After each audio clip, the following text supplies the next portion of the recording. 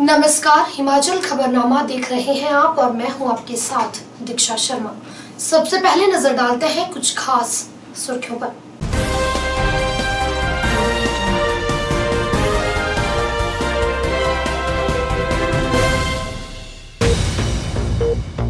मुख्यमंत्री ने पंचायती राज संस्थाओं के प्रतिनिधियों से कोरोना संक्रमण रोकने में सहयोग का किया आग्रह।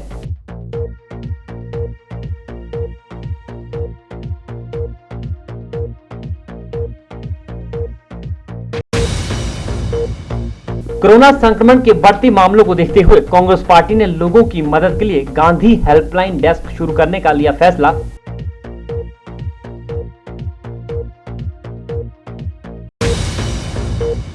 मुख्यमंत्री जयराम ठाकुर ने ओक ओवर शिमला से कांगड़ा केंद्रीय सहकारी बैंक की मोबाइल पब्लिसिटी वैन को झंडी दिखाकर किया रवाना।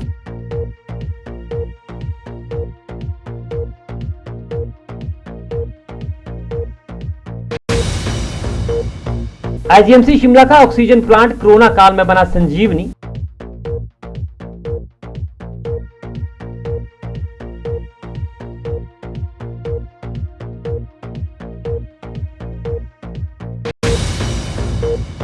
कांग्रेस अध्यक्ष कुलदीप राठौर ने केंद्र सरकार पर कोरोना से निपटने में विफल रहने के लगाए आरोप। कहा, कोरोना से लड़ने के बजाय केंद्र सरकार ममता बनर्जी कांग्रेस और विपक्षी दलों से लड़ने में मशगूल।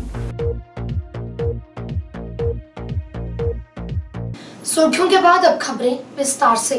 मुख्यमंत्री जयराम ठाकुर ने राष्ट्रीय पंचायती राज दिवस 2021 के अवसर पर शिमला से वर्चुअल माध्यम से राज्य के पंचायती राज संस्थाओं के निर्वाचित प्रतिनिधियों को संबोधित करते हुए कहा कि वे कोरोना वायरस के प्रसार को रोकने के लिए राज्य सरकार का पूर्ण सहयोग करें और संबंधित पंचायतों में होम आइसोलेशन में रह रहे लोगों की सहायता करने के अतिरिक्त लोगों को कोविड टीकाकरण के लिए भी प्रेरित करें।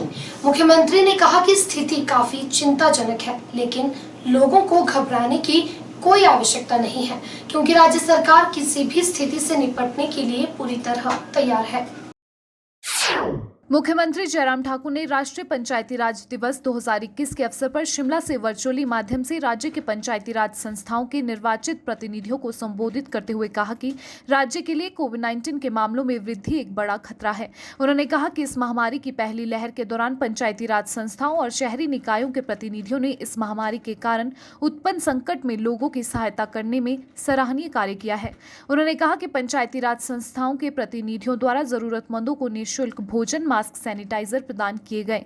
उन्होंने कहा कि इस बार वायरस का प्रसार अधिक तेज और ज्यादा घातक है, जो चिंता का विषय है। उन्होंने कहा कि ऐसे में पंचायती राज संस्थाओं के निर्वाचित प्रतिनिधियों की भूमिका और बढ़ गई है।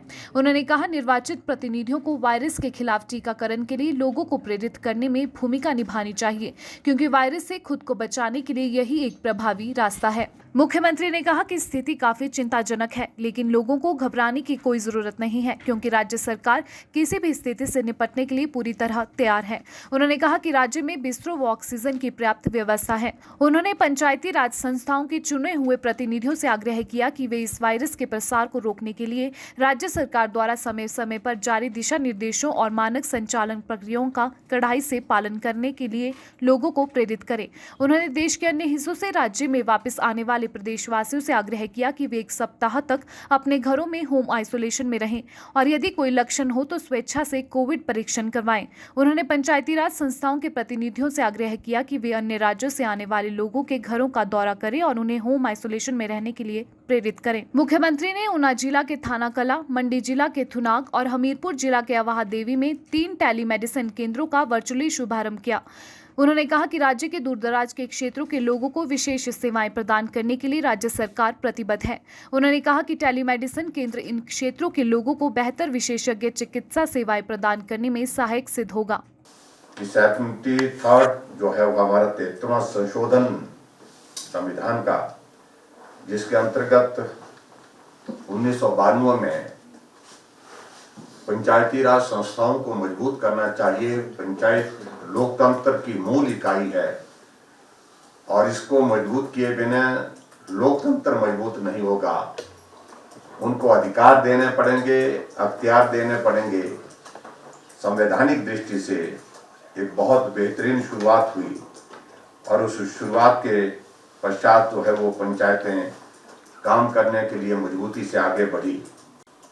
और विशेष तौर से मैं आज के इस कार्यक्रम में जो हमारे टेलीमेडिसिन की एक बहुत बेहतरीन शुरुआत हुई है, भले ही ये एक पायलट प्रोजेक्ट के रूप में हमने शुरुआत की है, जिसमें हमीरपुर जिले के अवादेवी, ऊना जिले के थाना कलां और मंडी जिला के थुनाग, इन 3 स्थानों पर हम इसको पायलट बेसिस पर इसकी शुरुआत कर रहे हैं।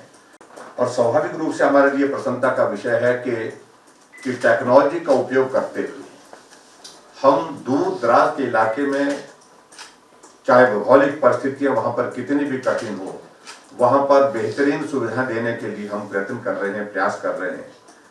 उसका एक मुझे लगता है कि एक बहुत बेहतरीन उदाहरण ये टेलीमेडिसिन की आज ये शुरुआत हुई है। हमारे लिए ये भी प्रसन्नता का विषय है कि दूर दराज के इलाके के लोगों को जिस प्रकार से पीजीआई के साथ सीधा कनेक्ट करके जब डॉक्टर के साथ उनके स्वास्थ्य की उनके लिए बेहतर स्वास्थ्य की सुविधाएं उपलब्ध करने में हम कामयाब होंगे, इस प्रोजेक्ट को हम यहीं तक सीमित न रख करके इसको निश्चित रूप से आगे बढ़ाने की भी हम कोशिश करेंगे, जिससे ज्यादा से ज्यादा लोगों को लाभ मिल सके। कोरोना की दूसरी लहर के बीच बढ़ते संक्रमण और मौत के आंकड़ों पर कांग्रेस पार्टी ने चिंता जताई है। पार्टी अध्यक्ष कुलदीप सिंह राठौर ने कहा कि कोरोना की दूसरी लहर काफी खतरनाक है। संक्रमितों की संख्या और कोरोना से मौत का आंकड़ा दिन प्रतिदिन बढ़ता जा रहा है। कुलदीप राठौर ने कहा कि कांग्रेस इस पर राजनीति नहीं करना चाहती, लेकिन कोरोना संक्रमितों की बढ़ती रफ्तार के चलते देश में जो आज हालात बने हैं, उसके लिए कहीं न कहीं देश की मौजूदा सरकार जिम्मेवार है। शिमला स्थित कांग्रेस मुख्यालय राजीव भवन में आयोजित पत्रकार वार्ता के दौरान कुलदीप राठौर ने आरोप लगाया कि कोरोना से निपटने के लिए केंद्र सरकार ने समय रहते उचित कदम नहीं उठाए, जिसका खामियाजा आज पूरे देश को भुगतना पड़ रहा है। राठौर ने कहा कि देश के प्रधानमंत्री और गृह मंत्री चुनाव में व्यस्त है और कोरोना से लड़ने के बजाय प्रधानमंत्री और अन्य केंद्रीय मंत्री ममता बनर्जी कांग्रेस और विपक्षी दलों से लड़ने में मशगूल है। उन्होंने कहा कि अगर सरकार कोरोना के प्रति गंभीर होती तो देश में यह हालात न होते। उन्होंने कहा कि कोरोना संक्रमण लोगों की जिंदगी पर भारी पड़ रहा है।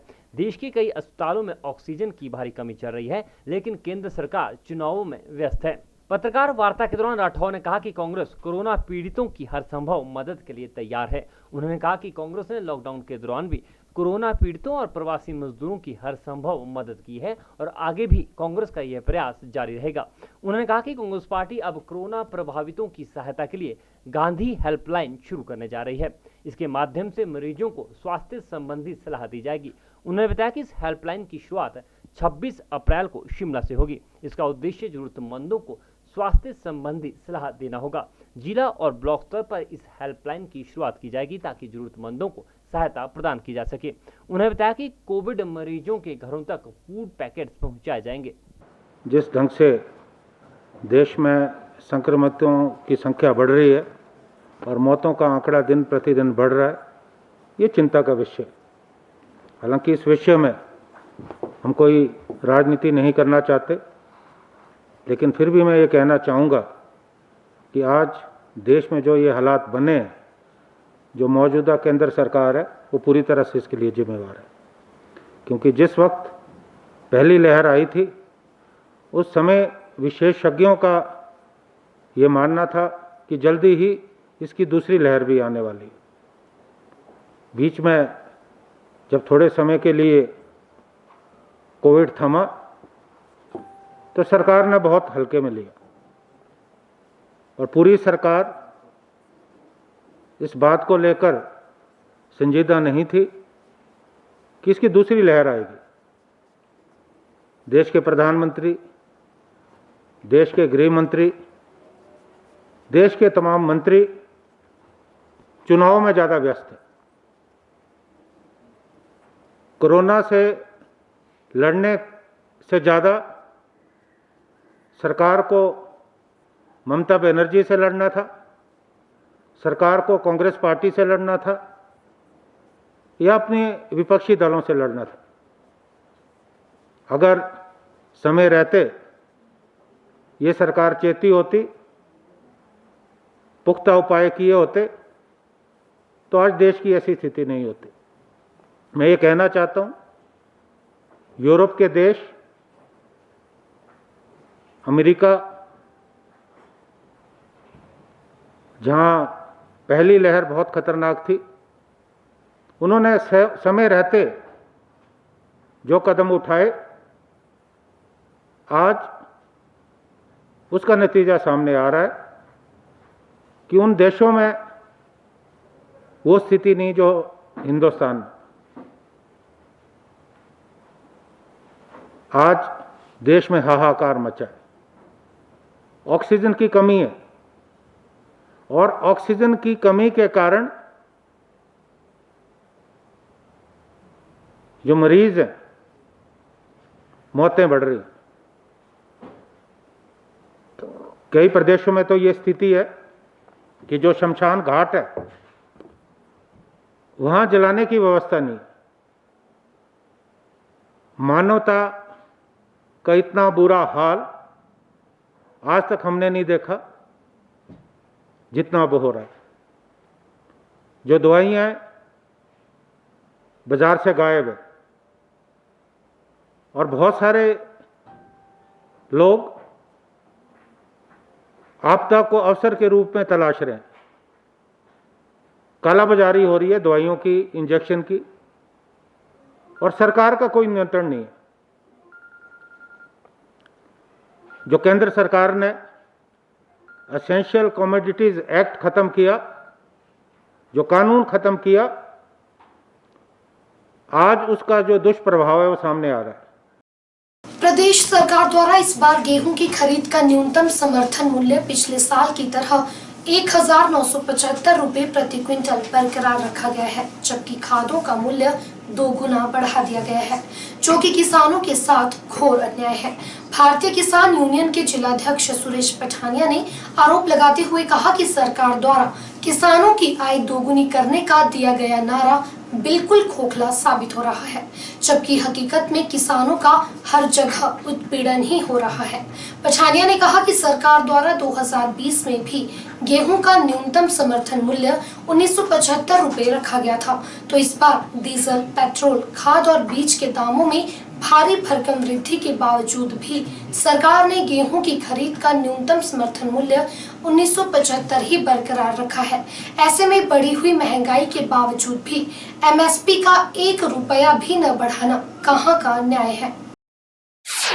गेहूं की खरीद का न्यूनतम समर्थन मूल्य पिछले साल की तरह 1975 रुपए प्रति क्विंटल बरकरार रखा है, जो कि किसानों के साथ अन्याय है।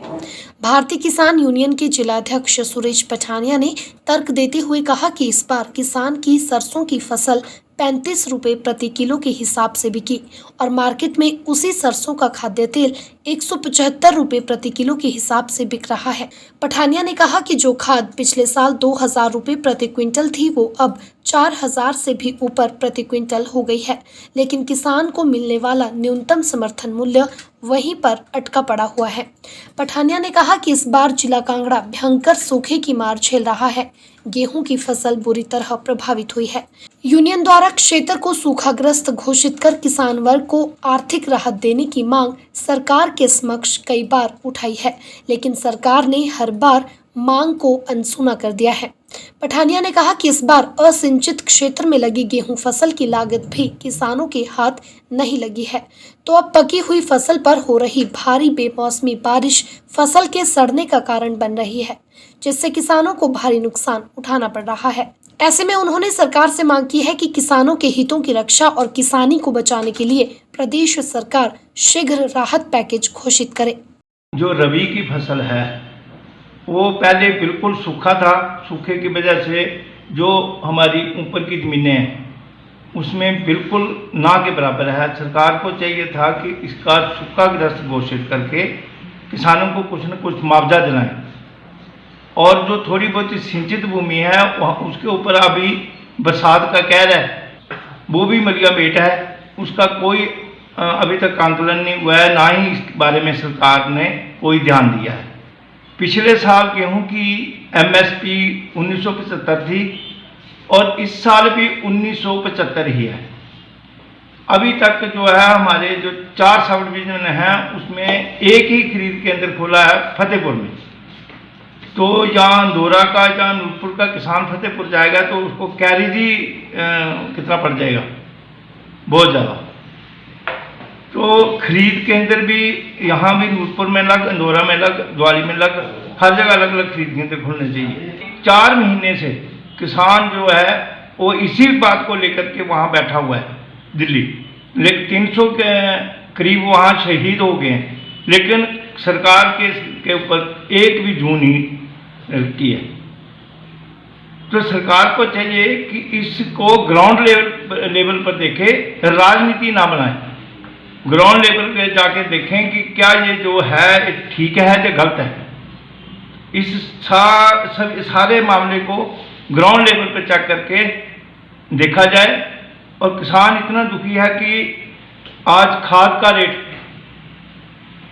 पेस्टिसाइड जितनी दवाइयाँ सबका रेट वो तकरीबन डबल हो चुका है। तो इन सब चीज़ों को देख करके फिर कोई भी जो वादा करती है सरकार, जैसे पहले वादा किया था कि आय दुगनी करेंगे, तो दुगनी उन चीज़ों को देख करके सब कुछ करे।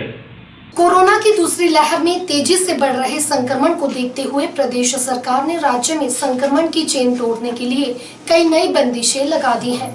नई बंदिशों के तहत वीकेंड पर शनिवार और रविवार को बाजार बंद रहेगा। सरकार द्वारा जारी की गई अधिसूचना के तहत शनिवार को राजधानी शिमला में आवश्यक वस्तुओं की बिक्री करने वाली दुकानों को छोड़कर अन्य सभी दुकानें बंद रहीं। इस बीच उपायुक्त शिमला ने भी बाजार में जाकर दुकानों का निरीक्षण किया व लोगों से नियमों का पालन करने की अपील की। कोरोना संक्रमण की दूसरी लहर लोगों की जिंदगी पर भारी पड़ रही है। तेजी से फैल रहे कोरोना वायरस ने कई लोगों की जान ले ली है। कोविड-19 के संक्रमण से हिमाचल भी अछूता नहीं है। तेजी से बढ़ रहे संक्रमण को देखते हुए प्रदेश सरकार ने राज्य में संक्रमण की चेन तोड़ने के लिए कई बंदिशें लगा दी है। नई बंदिशों के तहत वीकेंड पर शनिवार और रविवार को बाजार बंद रहेगा। इस दौरान होटल, ढाबे, मेडिकल शॉप्स और रोजमर्रा की इस्तेमाल में आने वाले वस्तुओं की विक्रय करने वाली दुकानें खुली रहेगी। सरकारी कार्यालय में 5 डे वीक रहेगा। हालांकि इस दौरान यातायात सेवाएं सुचारू रूप से जारी रहेगी। सरकार द्वारा जारी की गई अधिसूचना के तहत शनिवार को राजधानी शिमला में आवश्यक वस्तुओं की विक्रय करने वाली दुकानों को छोड़कर अन्य सभी दुकानें बंद रही। वहीं जिला प्रशासन ने बाजारों को सैनिटाइज करने का कार्य भी शुरू कर दिया। उपायुक्त शिमला ने भी बाजारों में जाकर दुकानों का निरीक्षण किया व लोगों से नियमों का पालन करने की अपील की। उपायुक्त शिमला आदित्य नेगी ने कहा कि शिमला में 2 दिन शनिवार और रविवार को बाजार बंद रहेगा। केवल आवश्यक वस्तुओं की दुकानें ही इस दौरान खुली रहेगी। उन्होंने बताया कि बाजारों का निरीक्षण किया है, जिसमें अधिकतर लोग नियमों का पालन करते पाए गए हैं। उन्होंने बताया कि बाजार को भी सैनिटाइज किया गया है। उपायुक्त ने लोगों से अपील की है कि जरूरी काम के लिए ही घर से बाहर निकले। उन्होंने कहा कि संक्रमण से बचाव को लेकर जारी दिशा निर्देशों का सख्ती से पालन करें। मैं लोगों से ये अपील करना चाहूँगा कि घर से बाहर तभी निकलें जब आवश्यक हो, अति आवश्यक हो। अनावश्यक रूप से जो है बाहर ना निकलें, क्योंकि बाहर निकल के उनका भीड़ भाड़ में जाने से जो है कोविड का जो है संक्रमण होने का खतरा रहता है। तो मैं लोगों से यही अपील करूँगा कि बाहर ना निकलें अनावश्यक रूप से। कुछ काम हो तभी निकलें, और जब भी निकलें मास्क लगा के निकलें। जहाँ पे भी जाएँ वहाँ पे सोशल डिस्टेंसिंग का पालन करें।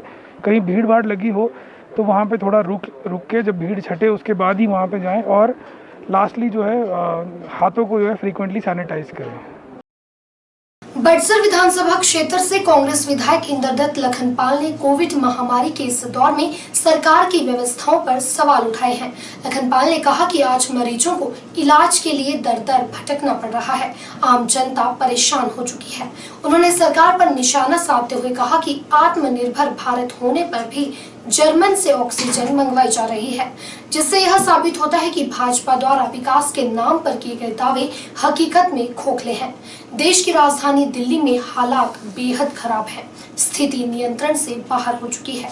ऐसे में उन्होंने सभी लोगों से आग्रह किया है कि अपना ध्यान खुद रखें और कोविड नियमों का सख्ती से पालन करें। जिस प्रकार से सरकार को बंदिशें लगाने की जरूरत पड़ रही है, मेरा सभी बड़सर निवासियों से निवेदन है कि कृपया करके वो मास्क का उपयोग करें, हाथों को बार बार साबुन से धोएं, प्रॉपर तरीके से सैनिटाइज करें। ये आज सभी की जिम्मेवारी बनती है। और जर्मन जैसे देशों से आत्मनिर्भर भारत में यदि ऑक्सीजन मंगवाई जा रही है तो हमारे लिए बहुत शर्मनाक है। बहुत बड़ी बड़ी बातें सत्ता में बैठे लोग करते हैं कि हमने ये कर दिया वो कर दिया। बड़े दुख के साथ कहना पड़ रहा है जब दिल्ली के मुख्यमंत्री केजरीवाल जी उन्होंने भी अपने हाथ खड़े कर दिए।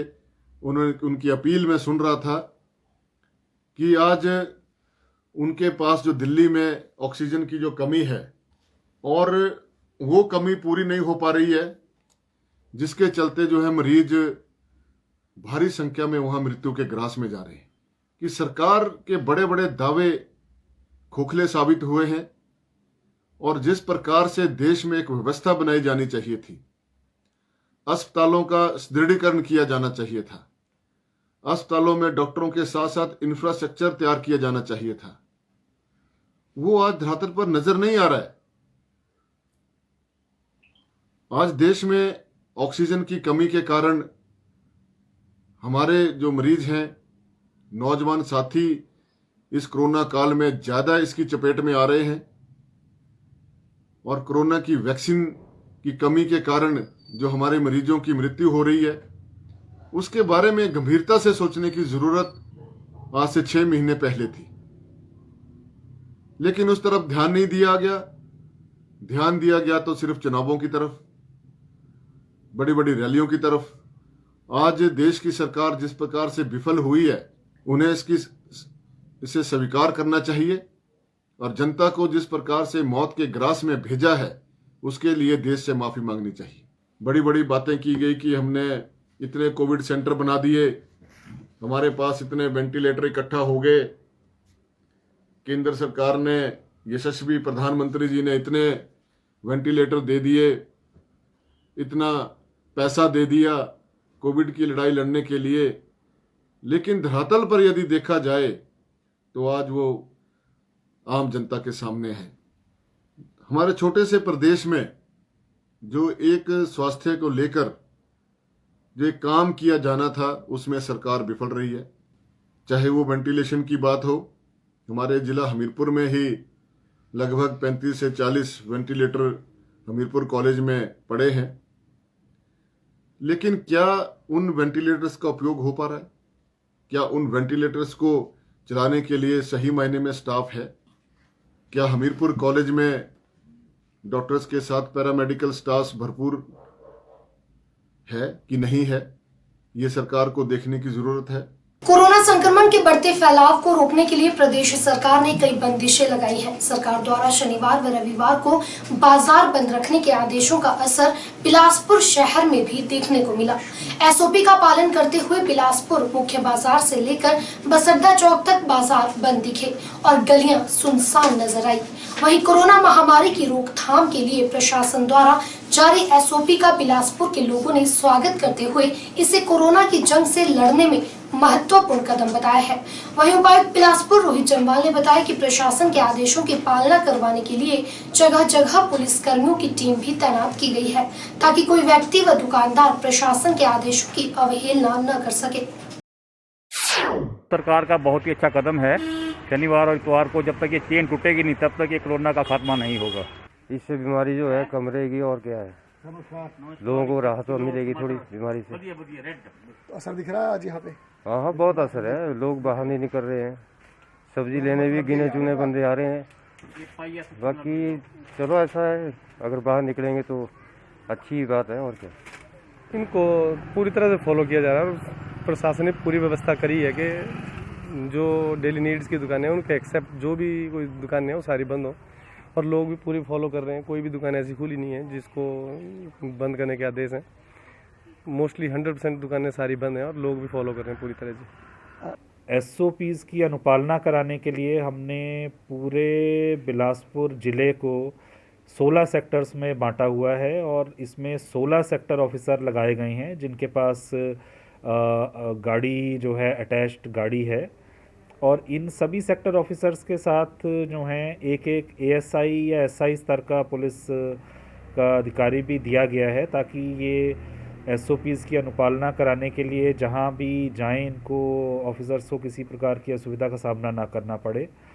अभी जो है सिर्फ 2 प्रकार के प्रयोजनों के लिए अनुमति जो है दी जा रही है, विवाह समारोह और जो फ्यूनरल सेरेमनी है इनके लिए, और उसमें भी 50 मैक्सिमम लोगों की ही संख्या जो है निर्धारित करी गई है। 50 से अधिक इसमें नहीं हो सकते हैं। न्यूटन की गति के तीसरे नियम के संशोधन को सिद्ध करने का वर्षों से प्रयास कर रहे शिमला के वैज्ञानिक अजय शर्मा को उम्मीद का उजाला नजर आया है। दरअसल अजय शर्मा ने इस नियम को सिद्ध करने के लिए उपयोग में लाए जाने वाले उपकरणों के लिए सरकार से धनराशि उपलब्ध करवाने की गुहार लगाई थी, जिसके बाद भारत सरकार ने उनसे प्रोजेक्ट मांगा था और अब सरकार ने उन्हें इस नियम में खामी को सिद्ध करने पर हामी भरी है। लेकिन अजय शर्मा 31 मार्च को सेवानिवृत्त हो चुके हैं। ऐसे में सरकार की तरफ से अजय शर्मा को एक पत्र प्राप्त हुआ है, जिसमें ये कहा गया है कि ये प्रोजेक्ट विश्वविद्यालय के प्रोफेसर के माध्यम से भेजना होगा। वहीं इस नियम में खामी को सिद्ध करने के लिए हिमाचल सरकार ने भी सहायता की बात कही है। का तीसरा नियम 335 वर्ष पहले अपनी पुस्तक प्रिंसिपिया में दिया था। मैंने इस पुस्तक का पूरी तरह अध्ययन किया और पाया कि न्यूटन के नियम को कई अवस्थाओं में अभी तक चेक नहीं किया गया है।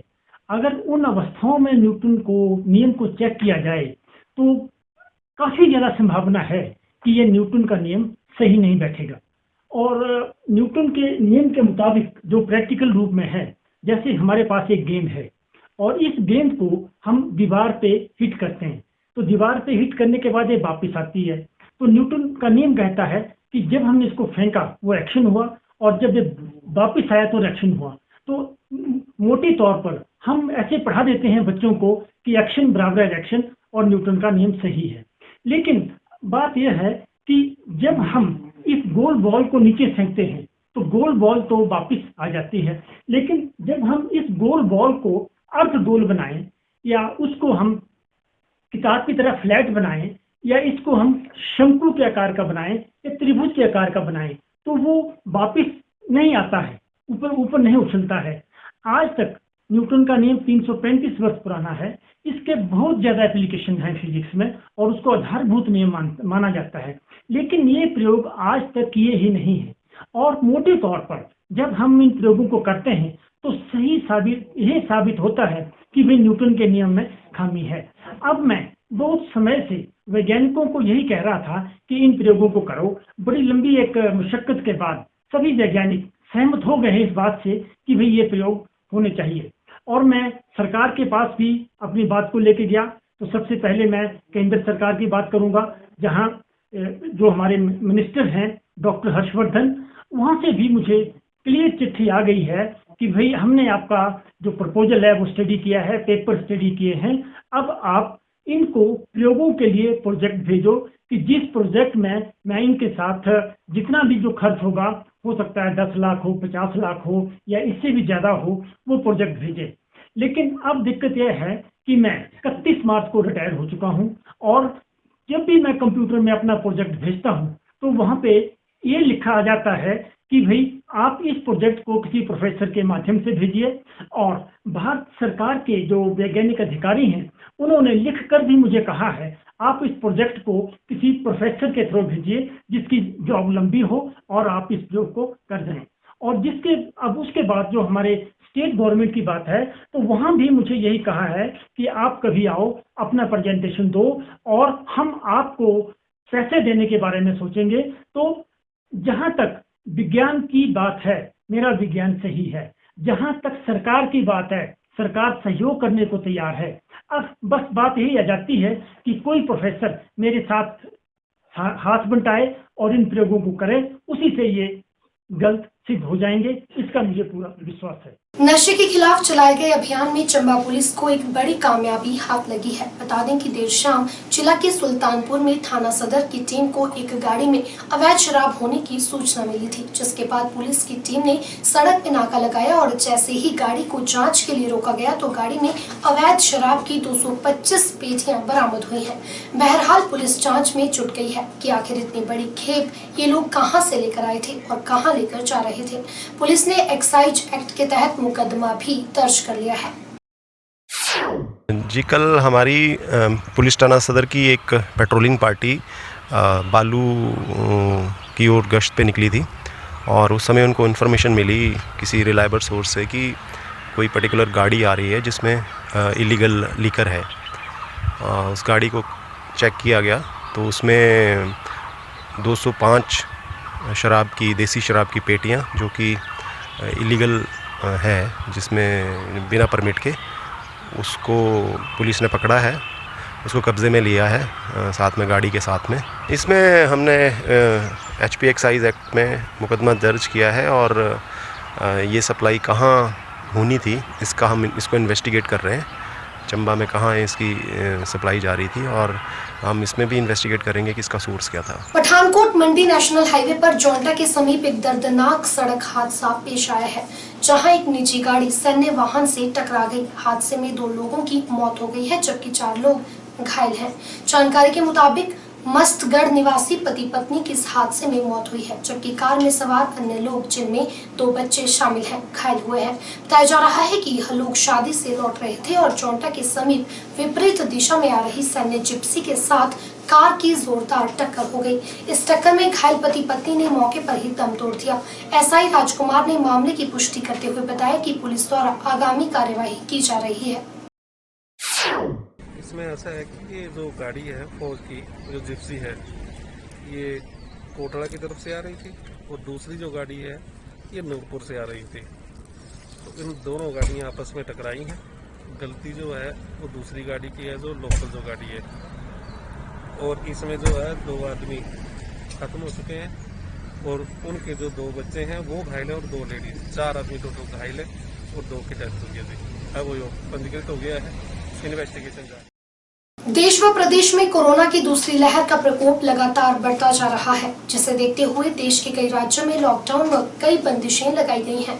वहीं बात करें प्रदेश की राजधानी शिमला की, तो यहां भी सरकार द्वारा शनिवार व रविवार के दिन बाजारों व सरकारी कार्यालयों को बंद रखने का निर्णय लिया गया है।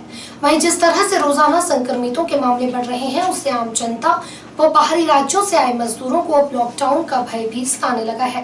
प्रवासी मजदूरों का कहना है कि सरकार स्थिति को देखते हुए कभी भी कोई बड़ा फैसला ले सकती है और अचानक लॉकडाउन लग सकता है। ऐसे में अब मजदूर अपने घर की ओर वापसी करना ही सही समझ रहे हैं। शिमला से पलायन कर रहे मजदूरों का कहना है कि कोरोना के चलते कार्य ठप हो गया है। 2 दिन के बंद के बाद सरकार लॉकडाउन भी लगा सकती है। पिछले साल भी लॉकडाउन के दौरान काफ़ी दिक्कतों का सामना करना पड़ा था। दोबारा ऐसा न हो, इसलिए समय रहते निकलना ही उचित होगा। मजदूरों का कहना है कि सरकार उन्हें दिलासे तो दे देती है, लेकिन फिर होता कुछ नहीं। 5-6 महीने से है, लेकिन 10-15 दिन से काम नहीं चलता है, इसीलिए मैं घर जा रहा हूँ बिहार। डर लगता है जो मन कोरोना का फिर अति हो जाए बंद, इसलिए मैं जा रहा हूँ। काम धाम नहीं चल रहा, यहाँ काम कुम भी नहीं चल रहे हैं ना, इसलिए हम लोग जाने को जैसे सोच रहे, जो क्या पता लगता है आगे लॉकडाउन फिर भी बढ़ सकते हैं।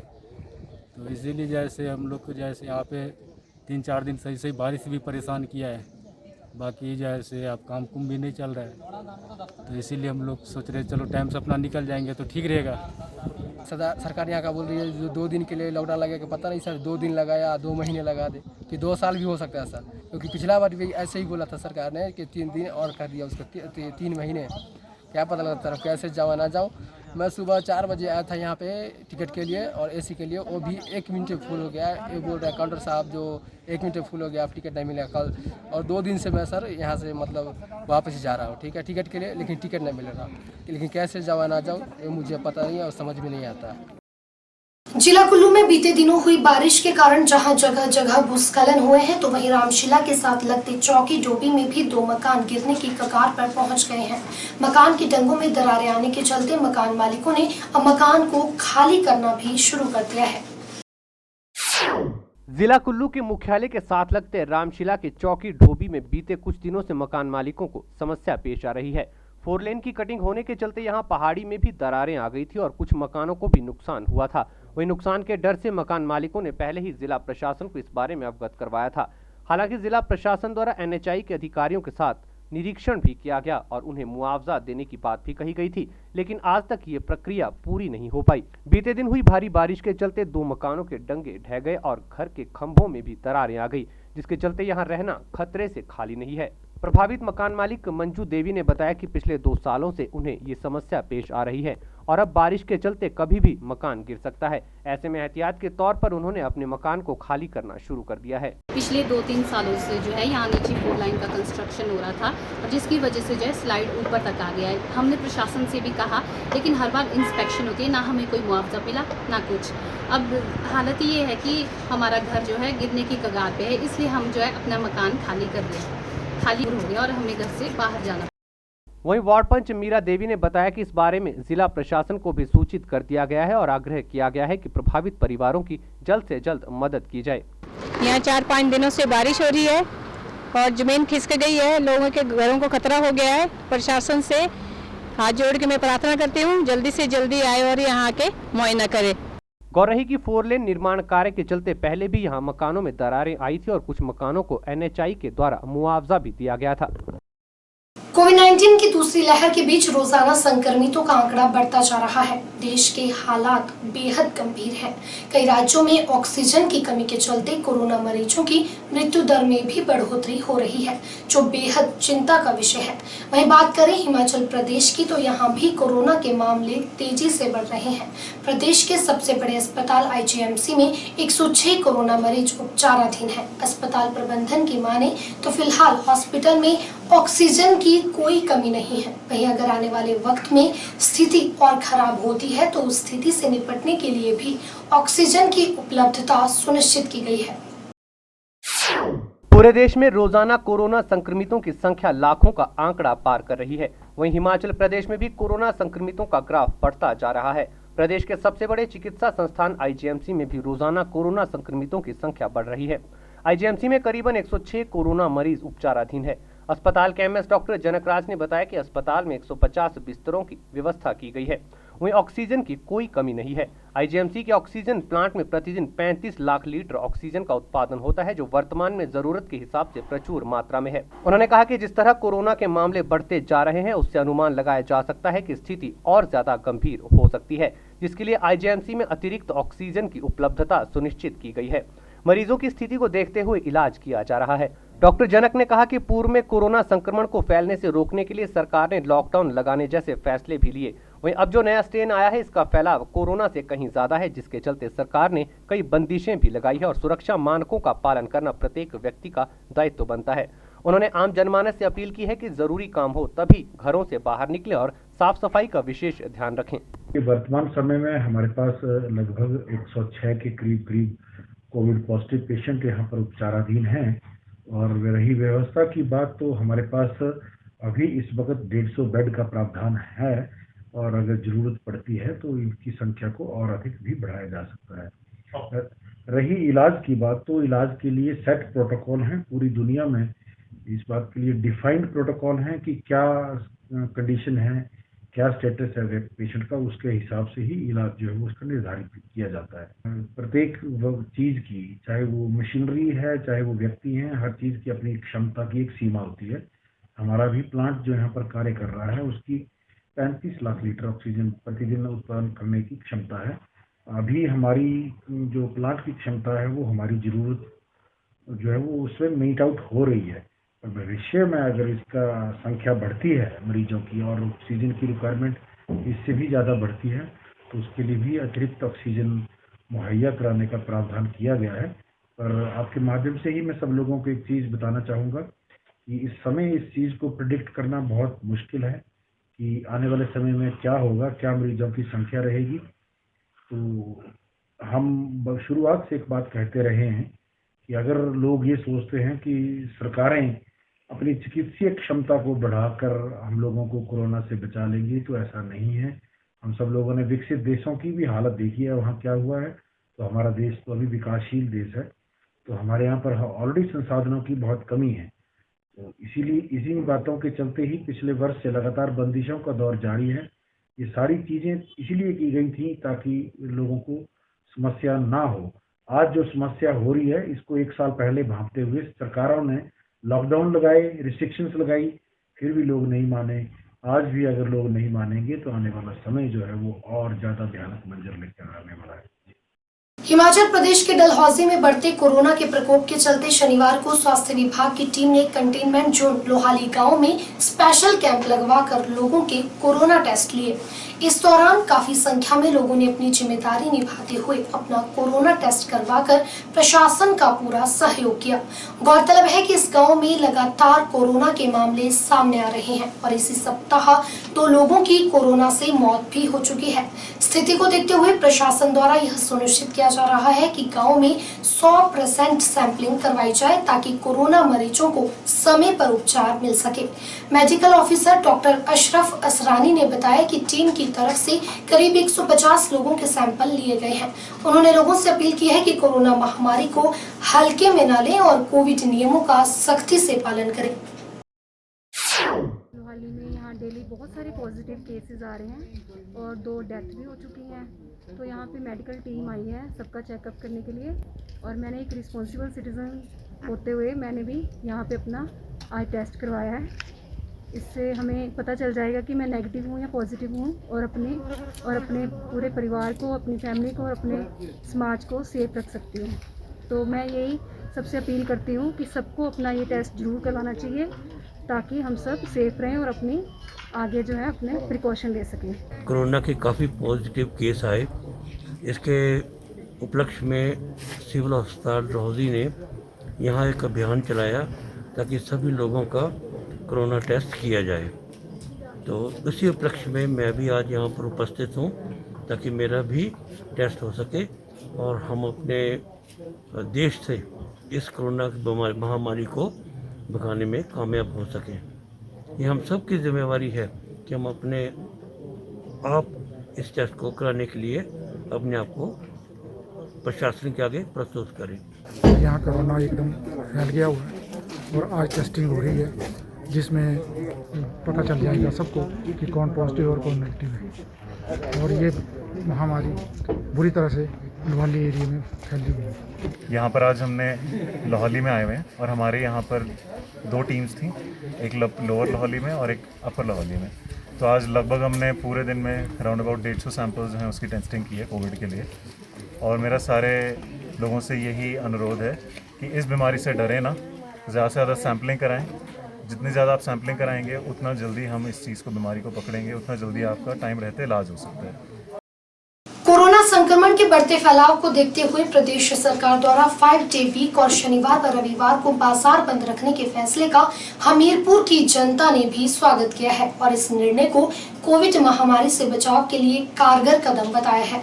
लोगों का कहना है कि प्रदेश में रोजाना संक्रमितों का आंकड़ा बढ़ता जा रहा है, इसलिए सबसे ज्यादा जरूरी ये है कि जनता सरकार का सहयोग करे और कोविड नियमों की पालना करना अपना नैतिक व सामाजिक कर्तव्य समझे। कोरोना महामारी के बढ़ते प्रकोप से बचाव के लिए सरकार द्वारा जारी की गई नई गाइडलाइंस का हमीरपुर जिला के लोगों ने स्वागत किया है। नई गाइडलाइंस के अनुसार 5 डे वीक किया गया है, तो वहीं हमीरपुर जिला में भी सुबह 6 से शाम 6 बजे तक ही बाजारों को खोलने का फैसला लिया गया है। सिर्फ आवश्यक वस्तुओं की दुकानें ही देर तक खोलने के निर्देश जारी किए हैं। वहीं स्थानीय लोगों ने सरकार और जिला प्रशासन के फैसले को सही बताया है और कहा कि कोविड-19 के बढ़ते संक्रमण को देखते हुए सरकार द्वारा लिया गया यह फैसला बिल्कुल सही है और वो इसका समर्थन करते हैं। प्रशासन ने जो है ना बहुत अच्छा कदम उठाया है। इससे ना कोविड में बहुत राहत मिलेगी और लोगों को फायदा होगा घर में रहने से। प्रशासन का बहुत अच्छा कदम उठाया है। जैसे कि आपने देखा कि सोमवार से लेके फ्राइडे तक इन्होंने 6 बजे तक का टाइम किया है, वो भी अच्छा कदम है और सैटरडे संडे ऑफ रखा है। इससे ज़्यादा से ज़्यादा भीड़ घर पे रहेगी और क्राउड कम हो जाएगा बाज़ार में, जिससे कोरोना से लड़ने के लिए बंदों को थोड़ी सी राहत मिलेगी और क्राउड भी कम हो जाएगा। जो उन्होंने आधी दुकानें जो एसेंशियल सर्विसेज में आती हैं वो खुली रखी हैं और जो डेली नीड्स की हैं वो खुली रखी हैं और दूसरे वाली जो बंद की हैं बहुत सराहनीय कदम है। जो 6 से 6 वाला है उसमें कस्टमर को भी दिक्कत है और दुकानदार को भी दिक्कत है, तो इसमें इनको थोड़ा सा ये अमेंड करना चाहिए कि 9 से 6 कर दें या 9 से 7 कर दें तो ये कस्टमर के लिए भी अच्छा रहेगा और दुकानदार के लिए भी अच्छा रहेगा। प्रशासन ने तो जो काम करना है वो कर दिया, बाकी हम लोगों का, नागरिकों का ये दायित्व बनता है कि हम लोग भी अपने तरीके से आसपास में सब लोगों को जो बिना मास्क घूम रहे हैं उनको सुजेस्ट करें कि मास्क लगा के रखें, हाथों को बार बार धोते रहें और कोई ऐसी चीज़ें का यूज़ मत करें जो इन्फेक्शन फैलाती हैं। मैं तो ये विचार रहा है कि केमिस्ट भी आज बंद ही रहे तो ठीक है, कम से कम 2 दिन बिल्कुल वातावरण शुद्ध रहे। जो बहुत ही इमरजेंसी दवाई सप्लाई है उसको अपने हम लोगों ने नंबर दे रखे हैं, जब भी हमें बुलाएंगे हम आ जाएंगे। लेकिन अगर गवर्नमेंट चाहे कि बीजी केमिस्ट्री बंद रखे तो हम बंद करने के लिए भी तैयार। कोरोना संक्रमण की चेन तोड़ने के लिए सरकार द्वारा जारी की गई अधिसूचना के तहत शनिवार को राजधानी शिमला में आवश्यक वस्तुओं की दुकानों को छोड़कर अन्य सभी दुकानें बंद रहीं। जिला प्रशासन द्वारा जारी अधिसूचना के तहत जो दुकानें खुली भी रही उनमें भी कारोबार ना के बराबर रहा। आवश्यक वस्तुओं की दुकानों में इक्का दुक्का खरीदार ही पहुंचे। दुकानदारों का कहना है कि भले ही आवश्यक वस्तुओं की दुकानें खुली रखी गई है, लेकिन खरीदार न मिलने से रोजमर्रा के इस्तेमाल में आने वाली वस्तुओं की बिक्री भी न के बराबर रही। काम तो खत्म ही है, इससे तो अच्छा तो बंद ही ठीक है। काम कस्टमर ही नहीं आएगा तो काम कहाँ से होगा। अब आपने जो सामान बना दिया आपको लग रहा है कि खराब हो जाएगा? खराब ही होगा जी, और क्या होगा, कस्टमर है ही नहीं। इससे अच्छा तो बंद ही रखेंगे अब अगली बार से। अदरवाइज पहले खुला था, थोड़ा काम खुला था। हाँ थोड़ा बहुत तो था, लेकिन अब ये दोबारा जब लॉकडाउन ही है, ये करे लॉकडाउन नहीं है तो फिर भाई काम ही नहीं होगा तो कहाँ से खाएंगे, कस्टमर आएगा ही नहीं बाजार में तो कहाँ से खाएगा फिर वो। सारे बंद ही हैं तो इस तरह से तो भूखा मरने वाली बात है। पिछला पूरा साल जेब से खाया, इस साल भी वही बात हो रही है, कहाँ से लेके आएंगे। तो गवर्नमेंट को चाहिए कुछ ना कुछ दे बंदों को। कैसा काम है, आपकी दुकान खुली है बाकी बाजार बंद है? काम बिल्कुल नहीं सर, क्योंकि मार्केट में कस्टमर ही नहीं है ना। दुकान खुलने से मतलब सिर्फ आस पड़ोस वाले लोग ही जो आएंगे वो ले जाएंगे। तो नुकसान हो जाएगा आपको? हाँ जी सर, नुकसान हो जाएगा। कारोबार में पूर्णतः असर है, और अगर करना है तो पूरी मार्केट 4 घंटे के लिए खोल लें, बाकी सारा दिन बंद रखें, तब तो सारी चीज़ें लेने के लिए कस्टमर आएगा। मतलब दूध तो आस पड़ोस में मिल जाता है। कब से खोली है दुकान? ये तो सुबह से खुली है। कैसा काम है? काम तो सर बिल्कुल सही है, बिल्कुल खाली है। अब तो क्या करें। तो ये सामान बना के रखा हो आपने, कस्टमर नहीं आएगा तो क्या करेंगे? तो थोड़ा बहुत हल्का लगता था, वही बनाए थे, और नहीं लाएगा तो इससे बेच जाएगा। कल तो छुट्टी है सर, कल तो छुट्टी मारना पड़ेगा। पहले कैसे था काम? कल तो हल्का हल्का था बस, और एक दो चल रहे थे बस। डर रहे हो खाने से तो पहले से डर रहे बिल्कुल, तब करके अब थोड़ा दिक्कत आ रही है। कोरोना महामारी को फैलने से रोकने के लिए प्रदेश सरकार ने वीकेंड पर आवश्यक वस्तुओं की बिक्री वाले प्रतिष्ठान के अलावा अन्य उत्पादों की बिक्री न करने की अधिसूचना जारी की है। लेकिन शिमला के एक प्रतिष्ठित शोरूम में आवश्यक वस्तुओं की आड़ में अन्य उत्पाद भी बेचे जा रहे थे, जिसकी जानकारी मिलने पर पुलिस द्वारा कार्यवाही अमल में लाई जा रही है। कोरोना संक्रमण की चेन को तोड़ने के लिए भले ही सरकार ने कई नई बंदिशें लगाई है, जिसके बाद वीकेंड पर शनिवार और रविवार को आवश्यक वस्तुओं की दुकानें, जिनमें होटल, ढाबे, मेडिकल शॉप्स को छोड़कर अन्य सभी व्यापारिक संस्थान बंद रखने की अधिसूचना सरकार द्वारा जारी की गई है। लेकिन अधिसूचना जारी होने के बाद पहले शनिवार को अधिकतर व्यापारियों ने दुकानें बंद रखकर सरकार के आदेशों की अनुपालना सुनिश्चित की। वहीं कुछ व्यापारियों ने आवश्यक वस्तुओं की बिक्री के नाम पर दुकानें खोलकर शोरूम में रखे अन्य उत्पादों की भी खुलेआम बिक्री की। शिमला में भी आवश्यक वस्तुओं की आड़ में एक प्रतिष्ठित शोरूम में कई अन्य उत्पाद भी बिकते रहे, जिसकी जानकारी मिलने पर पुलिस ने चालान भी काटा। वहीं जब इस बारे में शोरूम के मैनेजर से पूछा गया तो अन्य उत्पादों की बिक्री से वे मना करते रहे, लेकिन बाद में उन्होंने अन्य उत्पादों की बिक्री के बिल काटने की बात भी कबूली। सामान तो नहीं बेचा जा रहा, बेसिकली हमारा है 90% उसमें है ना sir, essential food daily needs item है। तो अन्य सामान भी है, वो भी बेचा जा रहा था? नहीं, वो बेचा नहीं जा रहा, बट हो क्या कोई सेल्फ सर्विसेज की वजह से वो किसी ने उठा लिया होगा तो पिकअप कर लिया। पुलिस ने किस बात का चालान काटा? चलान नहीं, वो भी वेरीफाई कर रहे हैं कि आप क्या बेच रहे हैं बेसिकली ना सर। नहीं, आपसे परफ्यूम लिया गया, बिल भी हाँ वही बात है, उसकी बात। तो परफ्यूम आपने दिया कैसे? जनरली कस्टमर सेल्फ सर्विस पे नहीं, वो आप बात मान नहीं सकते। नहीं, वो कस्टमर ने ले लिया, पर आपने दिया कैसे? एग्री को आगे बिलिंग काउंटर पे इन्होंने नहीं, वो बिलिंग काउंटर पे भी पहुंच गया तो बिल उसका कटा कैसे? बिल काट दिया, वो गलती मान रहे सर। मतलब बेचा जा रहा था सामान, बेसिकली काटा गया बिल, तो गलती है, बेचा ही जा रहा था, मतलब बेचा जा रहा था। बट बेसिकली तो 90% सेल हमारे वही है एसेंशियल कमोडिटी के। सेल्फ सर्विस में वही है, उठाया तो बेचा ही गया, समझिए। सेल्फ सर्विस बिल कटाना उसका, बिल तो कटना ही था नेचुरल, विदाउट बिल। आप मना भी कर सकते थे उस चीज को कि ये मना है। बुजुर्गों के हित में कार्य कर रही समाज सेवी संस्था हेल्पेज इंडिया कोविड टीकाकरण अभियान ने भी अहम भूमिका निभा रही है। बता दें कि संस्था द्वारा बुजुर्गों को कोविड वैक्सीनेशन का टीका लगवाया जा रहा है। संस्था के राज्य प्रमुख डॉक्टर राजेश ने बताया कि प्रदेश में करीब 7 लाख बुजुर्ग हैं, जिनमें से 5.5 लाख बुजुर्गों को कोरोना वैक्सीन लगा दी गई है। वहीं उन्होंने बताया कि संस्था द्वारा शिमला के खलीनी में 7 दिवसीय टीकाकरण अभियान चलाया गया, जिसमें 700 लोगों को वैक्सीन लगाई गई है। उन्होंने कोरोना की पहली खुराक ले चुके लोगों से कोविड प्रोटोकॉल का सख्ती से पालन करने की अपील की है। सबसे पहले मैं हिमाचल के बुजुर्गों को, वरिष्ठ नागरिकों को बहुत बहुत बधाई देना चाहता हूं, क्योंकि वो लोग जो हमारा जो वैक्सीनेशन ड्राइव पूरे इंडिया में और हमारे प्रदेश में चल रहा है उसमें बढ़ चढ़ कर भाग ले रहे हैं। अभी तक जो आंकड़े जो वैक्सीनेशन का हमारे हिमाचल में ये कहता है कि आज तक लगभग हमारे स्टेट में 7 लाख बुजुर्ग हैं, जिसमें से 5.5 लाख से ज़्यादा बुजुर्गों का वैक्सीनेशन जो है फर्स्ट डोज हो चुका है। तो इसके लिए मैं हमारे सभी बुजुर्गों को बहुत बहुत बधाई देना चाहता हूँ। साथ में मैं ministry of health Himachal Pradesh, हमारे हेल्थ डिपार्टमेंट के जो हमारे जो वर्कर्स हैं उनको भी बहुत बहुत थैंक्स करना चाहता हूँ और बधाई भी देना चाहता हूँ कि इतने से छोटे से पीरियड में हमारे इतने बुजुर्गों को, 60 साल से ऊपर के बुजुर्गों को लगभग 70-80% जो हमारे प्रदेश में बुजुर्ग हैं उनका वैक्सीनेशन फर्स्ट फेज हो चुका है। जो वैक्सीनेशन ड्राइव हिमाचल में और पूरे इंडिया में जो चल रहा है उसमें हेल्पेज इंडिया का भी खासकर गांव-गांव में भी हमारा बहुत बड़ा योगदान रहा है। कोरोना संक्रमण की बढ़ती रफ्तार के बीच जहां लोगों को अपने स्वास्थ्य की चिंता सताने लगी है, वहीं वायरस के बढ़ते खतरे के बीच अब काम धंधा भी चौपट होने लगा है। बढ़ते कोरोना के मामलों के चलते इससे बचाव को लेकर लगी बंदिशों के बीच कारोबार प्रभावित हो रहा है और सबसे ज्यादा मार उन लोगों पर पड़ रही है जो छुटमुट काम के जरिए अपना जीवन यापन कर रहे हैं। शिमला के ऐतिहासिक रिज मैदान में पर्यटकों और स्थानीय लोगों को घुड़सवारी करवाकर अपने परिवार का पालन पोषण करने वाले घोड़ा संचालकों पर भी कोरोना की मार पड़ रही है। नई बंदिशों के बाद शिमला में पर्यटकों की आमद घटने से घोड़ा संचालकों का काम न के बराबर है। ऐसे में काम के अभाव में इन्हें आर्थिक नुकसान झेलना पड़ रहा है। शिमला के ऐतिहासिक रिज मैदान पर करीब 1 दर्जन से अधिक घोड़े हैं, जिन पर सवार होकर सैलानी रिज मैदान की सैर करते हैं। आपको बता दें, रिज मैदान पर सारे घोड़ों की व्यवस्था नगर निगम देखता है। अंग्रेजों के जमाने से रिज मैदान पर घुड़सवारी का चलन रहा है, लेकिन कोरोना के बढ़ते मामलों के कारण राजधानी में वीकेंड पर शनिवार व रविवार को बाजार बंद रखने का निर्णय लिया गया है, जिस कारण वीकेंड्स पर पर्यटक न के बराबर शिमला का रुख कर रहे हैं। ऐसे में रिज मैदान के घोड़ा संचालकों का कारोबार काफी प्रभावित हो रहा है।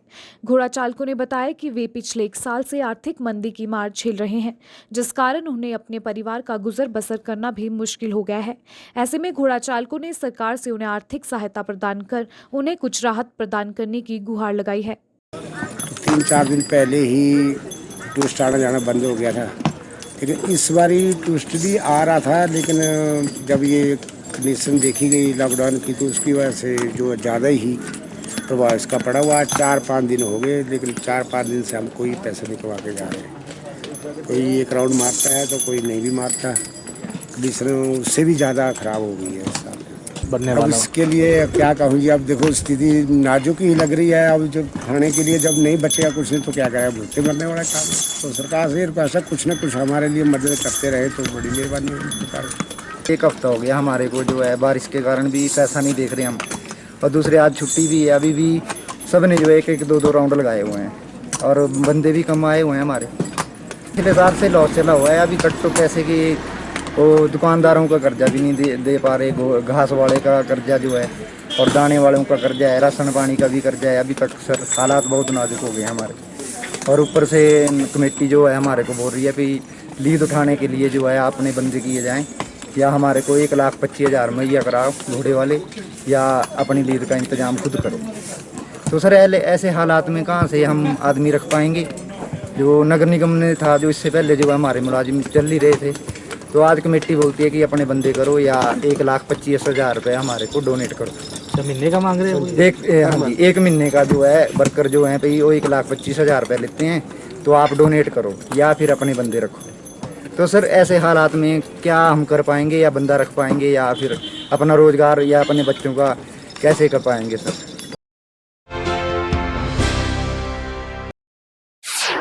कोरोना की चेन को तोड़ने के लिए वीकेंड लॉकडाउन लगाया गया है, जिसका पहला दिन था। लॉकडाउन के दौरान दूध और सब्जी की दुकानों सहित मेडिकल स्टोर खुले रखने की छूट है। सब्जी विक्रेताओं को भी विकल्प दिया गया है कि जितना समय वह अपनी दुकानें खुली रखना चाहें रख सकते हैं। लोग भी लॉकडाउन में सहयोग कर रहे हैं।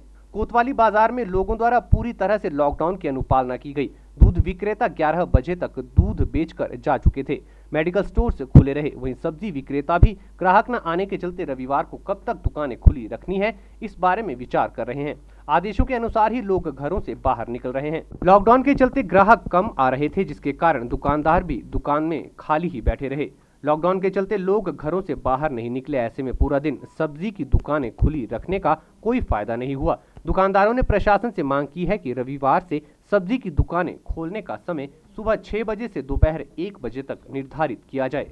हमने ये फैसला लिया है कि तमाम जो सब्जी फल विक्रेता हैं कि जो प्रशासन द्वारा आदेश दिया गया था कि शनिवार और इतवार को जो डेली नीड वाली चीज़ें वो खुली रहेंगी, जैसे सब्जी है, फल है, दूध है, ये चीज़ें। तो हमने ये निर्णय लिया है कि इस महामारी के दौर में जो दूसरा दौर शुरू हुआ है, इससे प्रशासन ने जो लॉकडाउन किया है, तो हम चाहते हैं कि ये शनिवार इतवार को जो दुकानें खुलने का आदेश दिया है सब्जी और फल का, तो हम चाहते हैं कि इसको 6 से 1 बजे तक किया जाए, ताकि कस्टमर जो है वो 6 से 1 बजे तक अपना सामान ले सके। क्योंकि बाज़ार में कोई इतनी चहल पहल नहीं है, तमाम दुकानें जो है बंद हैं, कोई कारोबार नहीं है। तो हम इतना ही चाहते हैं कि प्रशासन हमें ये आदेश दे कि इस संडे से, ये जो आज शनिवार है, कल पिछला जो संडे आएगा उससे हमें 6 से 1 बजे तक सब्जी खोलने का आदेश दिया जाए। इसमें व्यापारी वर्ग पूरा प्रशासन के साथ है और आप देख सकते हैं कि इस टाइम जो दूध के हमने टाइम रखा था, वैसे प्रशासन ने दूध के टाइम रखा था सुबह से लेकर शाम तक का, और उसमें भी अनिवार्य किया था कि अगर वो मिठाई की दुकान करता है या कॉन्फेक्शनरी दुकान करता है, वो खाली दूध बेचेगा बाहर रखकर, क्योंकि छोटा सा शहर है और यहाँ हर मल्टी दुकानें होती हैं, कोई प्रॉपर दूध अकेला नहीं बेच सकता। तो इसलिए मेरे दुकानदारों ने पूरा सहयोग दिया है। आप देख सकते हैं कि उन्होंने 11 बजे तक दूध बेचा है अपना, और मिठाई की दुकानों में भी दूध था, कॉन्फेक्शनरी दुकान में दूध था। उन दुकानों को बंद करके वो अपने दूध को, खाली दूध के उत्पाद को बेचा है, और उसके बाद दुकानें बंद करके चले गए हैं। और सब्जी की दुकानें ऊपर उस टाइम सब्जी दुकानें चली हुई हैं, वो शाम तक चलेंगी। और हम प्रशासन का पूरा सहयोग कर रहे हैं। जो प्रशासन के दिए दिशा निर्देश हैं उनको पूरा पालन कर रहे हैं।